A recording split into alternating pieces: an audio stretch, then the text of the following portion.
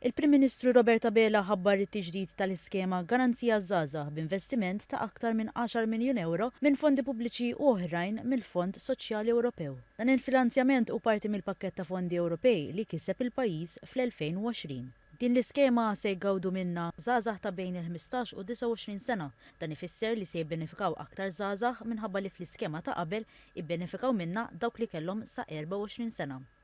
Fit-tiġdid tal-iskema Dr. Bela qal li meta l-Gvern jinvesti fiż-żgħażagħ tiegħu qiegħed jinvesti fis-suq tax-xogħol tal-preżent u dak ġejjieni.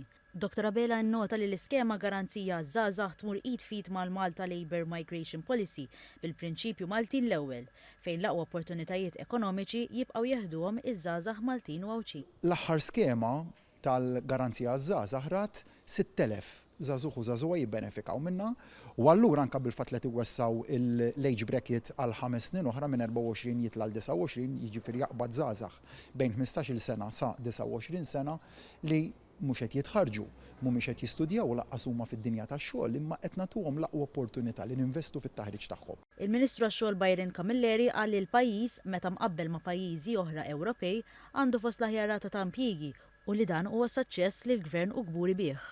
Spjega li fl-istess ħin il-Gvern jifhem li hemm ċirkostanzi fejn persuna taf tkun teħtieġ aktar għajnuna.